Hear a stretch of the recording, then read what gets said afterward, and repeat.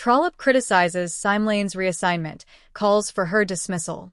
Get reaction to that story for the evening. We're joined by ActionSA's MP Athol Trollip. Athol, good evening to you. Thank you so much for joining us. A lot to talk about here, but your first, I suppose, give us your thoughts on whether or not you believe the president has done the right thing here. Well, first of all, I agree with you. There's a lot to talk about. Yep. It's very clear that the president has not done the right thing. You're aware that I wrote to the president on the 26th of August about the allegations of Minister Simelane accepting a loan from a company that invested her municipal funds in VBS. And the loan was given to her as soon as the commission started flowing to the agent. Now, she was appointed as a deputy minister in 2021, and she allegedly told the ANC Integrity Commission that she had explained to the president what had happened with the loan. Subsequently, she's appeared before the Justice Committee, and matters are less clear now after her appearing before the committee. And then there were allegations that the contract of the loan was backdated. And today there was a story about her living way beyond her means. In fact, almost 600% more expenditure than what she declared as lawful earnings. Now, these are allegations that the president said he needed time and space to deal with. He's had enough time and space. He's now not dealt with them. He's just simply reshuffled his cabinet, moved a couple of deck chairs on the Titanic. And this is not good enough for us, because we're saying if Minister Simelane is not good enough to be the Minister of Justice, which is one of the most important portfolios, then she's certainly not good enough to be the Minister of Human Settlements, which has a multiple billion rand budget.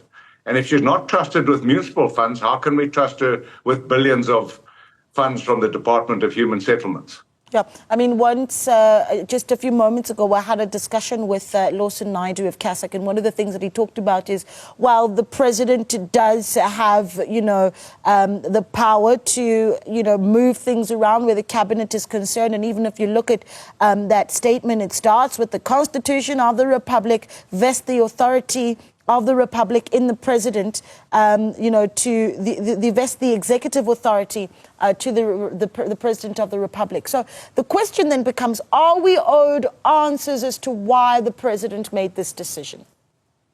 Look, I'm not disputing the president's right to select whoever he wants in the cabinet, and for him to reshuffle that cabinet at will. I don't dispute that at all. The issue that I have is that she has a minister in his cabinet who is shrouded in controversy. The controversy deepens by the day. The president has taken months to do nothing. And now what he's decided to do is simply rearrange the deck chairs on the Titanic. That is what ActionSA has a problem with. And ActionSA will continue to put pressure on the president to do the right thing, either to suspend the minister or fire the minister. Those are the options that we believe are the only options that are left to the president, not to simply move his problem away. The problem is not going to go away. We will continue to go after the minister and the president to get him to take the right decision and not simply to shuffle the problem that he has. And the problem that he has is Minister Simelane. It's interesting, and if you'll let me step away from the issue of Minister Simelane for a little bit, because another talking point in the country over the past few weeks has been Stilfontein and the issue of illegal miners. And then in the statement that has been shared by the presidency as well, we hear of the swapping of deputy ministers between the departments of mineral and petroleum resources as well as employment and labor. What do you make of that? Well, there are a whole lot of issues in the Department of Mineral Resources. First of all, we as ActionSA have been talking now for almost 9 years about the 3 miners that fell into a sinkhole at the Lily mine, whose remains still remain at the bottom of that sinkhole, and nothing's been done about removing them, despite the families being camped there for years now, 8 years or just over 8 years, waiting for the remains of their loved ones to be retrieved. And the Minister of Mineral Affairs had said that he would retrieve those remains. And then, of course, the Zamazamas and the Stilfontein scenario.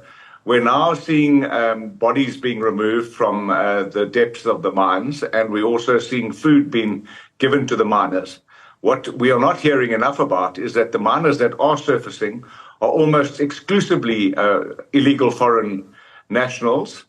and they do not want to surface because they don't want to lose the loot that they're looting from the underground of South African land and soil. So we have a problem here is that our disused mines, one, are not properly rehabilitated, and the Department of Mineral and Energy needs to take responsibility for unrehabilitated, unused mines.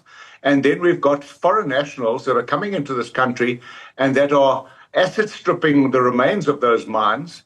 And we don't know how many there are, who they are, what are they doing here. We also do know that they come out and terrorize neighboring communities at will without any consequences. So this is a very real problem that the Minister of Mineral and Energy has to deal with, but also Cyril Ramaphosa as the president of the country. This Zama issue is now a really entrenched issue, and I don't believe that we're seeing enough action of government literally at the coalface. And people are expecting police officers to go down into that maze of underground tunnels to arrest people when we should actually have the whole of government and all related departments at the coalface and at the entrance to Stilfontein and other mines dealing with this problem of illegal miners. All right, let's go back to the matter of this reshuffle, particularly at ministerial level. So, I mean, you talk about how this is a moving of the chairs, right, and really not a decisive move by the president is your view. Is that to say that we might very well expect another reshuffle in the few months to come? Well, I would expect nothing less than that, because as I said, I believe the only options that are open to President Cyril Ramaphosa dealing with Minister Simelane is either to suspend her or fire her.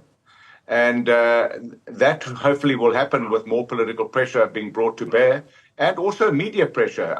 We expect to see sequels of the story that was released today about her living way beyond her means.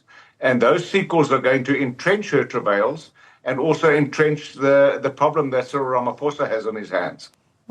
Right. Thank you so much for your time. We really do appreciate it. Athol Trollip there, ActionSA Member of Parliament, giving us his reaction to the breaking news of that cabinet reshuffle.